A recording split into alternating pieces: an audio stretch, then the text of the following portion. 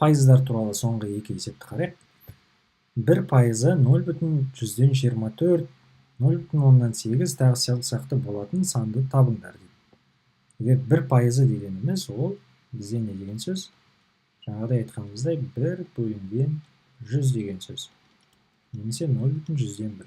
Егер 1 пайызы 0,24, 100-ден 24 болатын болса, оның 100 пайызы мына берілген нәрсені 100-ге көбейту керек деген сөз. Немесе 0,24-ті 100-ге көбейтсек, бізде 24 шығады. Мына жағдайда 0,8-ді 100-ге көбейтсек, бізде 80 шығады.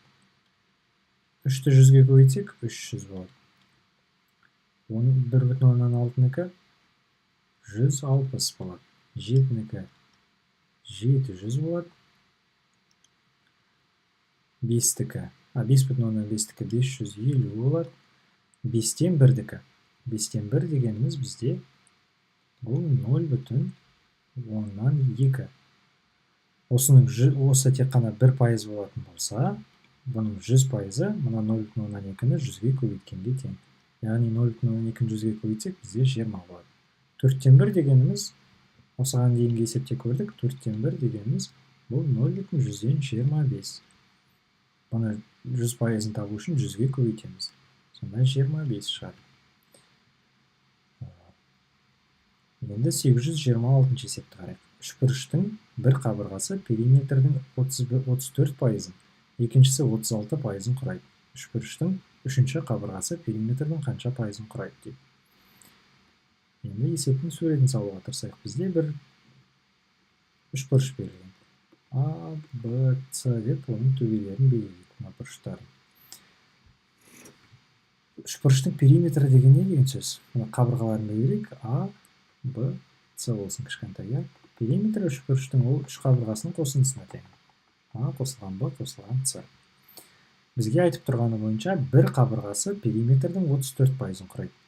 Яғни мысалы А қабырғасы бұл периметрдің 34 пайызын құрайды. Ол дегеніміз бұл периметрді 100-ге бөліп, соның 34-ін алатын болсақ, бізде А қабырғасы шығады екен. Немесе 0,134 пи деп жазуға болады. Б-сы не дейді? Периметрдің 36 пайызын құрайды дейді. Бұл дегеніміз 36. Бұл не деген сөз? Ол 0,136 пи деген сөз. Енді бізден сұрап тұрғаны үшбұрыштың үшінші қабырғасы периметрдің қанша пайызын құрайды дейді. Оны табудың екі жолы бар. Бірінші жолы бұл мына мәндерді мына жерге қою, мына теңдеуге қою.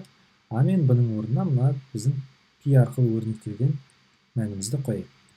Периметр бізде тең болады. А-ның орнына 0,134 пи, қосылған Б-ның орнына 0,136 пи, қосылған С деп атаймыз, өйткені біз С-ны әлі білмейміз. Енді осыны табу үшін бізде С тең болады. Мына пилердің бәрін мына жаққа қарай жылжытайық, сол жағына қарай. Сонда бұл не болады? Пи азайтылған 0,134 пи азайтылған 0,136 пи болады. Бұл нешеге тең? Бұл дегеніміз 0,134-ке 36 қосқанда 0,60-70-ге тең. 0,07. Сонда бізде шығатыны 0,3 пи болады. Ал екінші жолы бұл бұдан да оңайырақ. Біздің периметріміз бұл қанша процент? Толықтай алғанда бұл периметріміз бұл жерде 100% болып тұр. Біз айтып тұрық. 34 пайызы бірінші қабырғасы, 36 пайызы екінші қабырғасы. Сонда бұдан қалғаны ол біздің периметріміздің біздің үшбұрышымыздың үшінші қабырғасы деген сөз. Бұл жерден біздер көріп тұрғандай 60-70-ті құрайды. Сонда бізде қалатыны 30% болады. Сонда үшінші қабырғасы бізде С 30% деп айтуға болады периметрдің.